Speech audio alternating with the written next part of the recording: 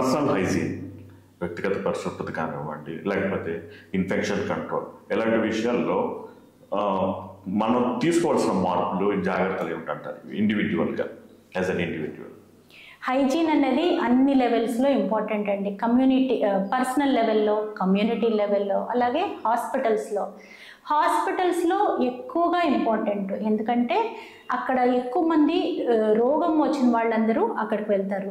Infections ఉంటాయి. చేతులు పరిశుభ్రంగా లేకపోతే ఒకళ్ళ నుంచి ఇంకొకళ్ళకి స్ప్రెడ్ అయ్యే అవకాశం ఎక్కువగా ఉంటుంది. మనకి ఎప్పుడూ ఎక్కువ హాస్పిటల్స్లో ఐసీయూ బెడ్స్ అన్నీ ఫుల్గా ఉంటాయి. అట్లాగే నర్సింగ్ కేర్ అనేది సరిగా లేకపోయినా, లేకపోతే నర్స్ టు పేషెంట్ రేషియో అన్నది సరిగా లేకపోయినా కూడా నర్స్కి ఓవర్ బర్డెన్ అయిపోయి దానివల్ల కూడా జాగ్రత్తలు తీసుకునే అవకాశం అనేది తక్కువైపోతుంది.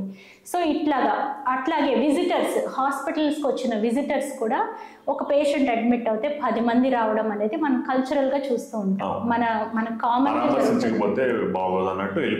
వెళ్తూ ఉంటారు. కానీ మనకు ఒకటి ఏంటంటే మన దృష్టిలో పెట్టుకుంది, మన వల్ల వాళ్ళకి ఇన్ఫెక్షన్స్ రావచ్చు, హాస్పిటల్లో ఇంకా పెరగచ్చు అన్న అవగాహన కమ్యూనిటీలోకి రావాలి, ఇండివిజువల్ లెవెల్లోకి రావాలి.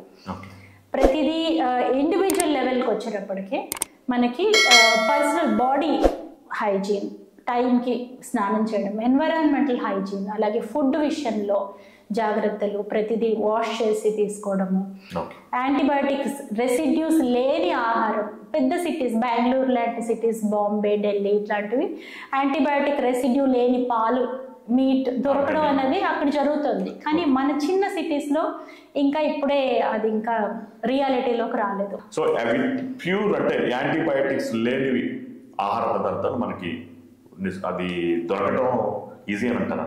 పాల విషయంలో అయితే టెస్ట్ చేసుకోవడానికి అవకాశం ఉంటుందండి. ఓకే, ఈ యాంటీబయాటిక్స్ దుర్వినియోగం మేడం ఎట్లాగా, దీన్ని ఎలాగా అరికట్టాలంటారు? యాంటీబయాటిక్స్ దుర్వినియోగం అన్నది అంటే చాలా మంచి క్వశ్చన్ వేశారు మీరు. ఈ డ్రైవర్స్ ఆఫ్ ఏఎంఆర్ అంటే ఏఎంఆర్ని ఏం ముందుకు తీసుకెళ్తున్నాయి? ఇంత పెద్ద మహమ్మారి, దానికి ఫేస్ లేని మహమ్మారి, అది కోవిడ్ కన్నా కూడా ఇంకా ప్రమాదకరం కాబోయే మహమ్మారి మనం నియంత్రణ లేకపోతే.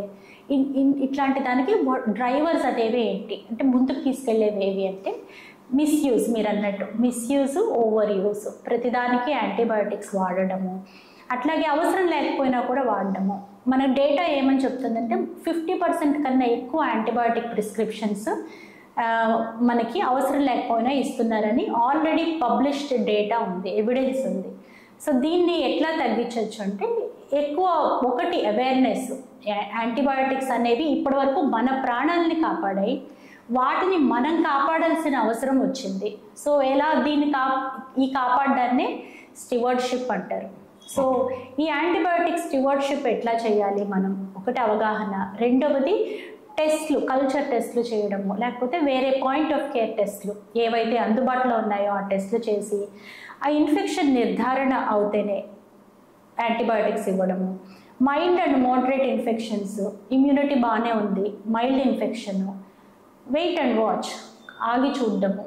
ఎందుకంటే ఇన్ఫెక్షన్ దానంతటా అది పోవచ్చు, మన ఇమ్యూనిటీ దాన్ని సెట్ చేయొచ్చు.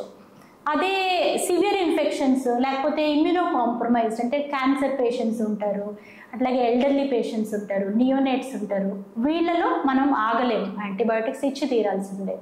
సో అట్లా డిస్క్రిషన్ వాడటం, మన డిస్క్రిషన్తో, క్లినికల్ జడ్జ్మెంట్తో జాగ్రత్తగా యాంటీబయాటిక్స్ ఇస్తే వాటిని ఒక ప్రెషియస్ రీసోర్స్గా చూసి అవి మన ఇంకా ప్రాణాలు కాపాడే మందులుగానే ఇంకా ముందుకు తీసుకెళ్ళడానికి మనకు అవకాశం ఉంటుంది.